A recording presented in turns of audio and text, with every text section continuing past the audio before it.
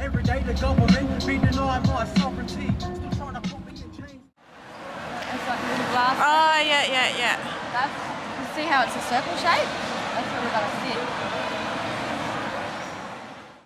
There's a lot of danger in what we're doing right now. A lot of people can misconstrue what we're doing, and they can see it as a very political and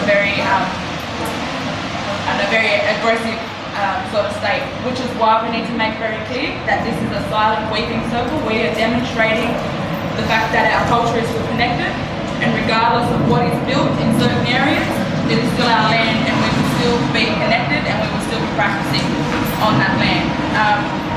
And the actual action of weaving connects us to our Mother Earth, and it connects all of us as well, which is why it's really like it's a symbolic thing for the International Day of Action.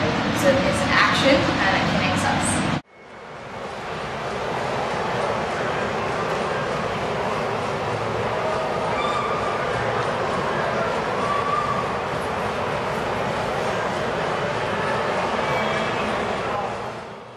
In the light of the sacred fire, unsurfaced colours come to call. This place can bring out the best outcome for us, a true symbol of unity for all. Aliens in our own lands, changing the status like never before. The embassy went up, followed by a national flag, tents and caravans, but all this represented much more. An entire movement started by the planting of an umbrella on government lawns, a permanent reminder of the political line drawn. Sanctuary or an eyesore seen by a government pawn. Picketed signs, land rights not leases, united we stand, but divided we always fall to pieces. 40 years on and white Australia still refuses to believe. Stronger futures, stolen destinies, modern motive to deceive. Peaceful settlement was a myth, there was never an agreement here, no treaty. Constitutionally reform and the biggest lie the world ever did see. A flash of light, fire stick, an aura of mystique. Foreigners decided for us whether to be or not to be.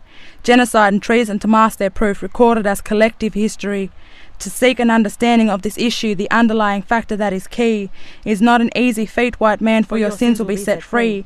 Recognise that the problems of 200 years of forced occupation boils down to one word, sovereignty. Birthrights were never ceded, our warriors and what they stood for, never let it be defeated. Back when the shores of evolution washed up dregs of English pollution, cleared land and ironically set up a canvas tent. They offered the landlords their solution and they refused to pay the rent. Drew up plans of a grand house after the proceeds of the colony spent. Squabbled in their gains, generations revelled in hypocrisy, living a comfortable life, creating a squattocracy, and continued to take what they wanted in the name of democracy. Two different ends of the spectrum involving the same political discourse. One was established peacefully, the other with force. Two different cultures always conflicted, one ever changing, the other consistent. This one dictates while the other is resistant. One is based on truth and the other is based on fiction.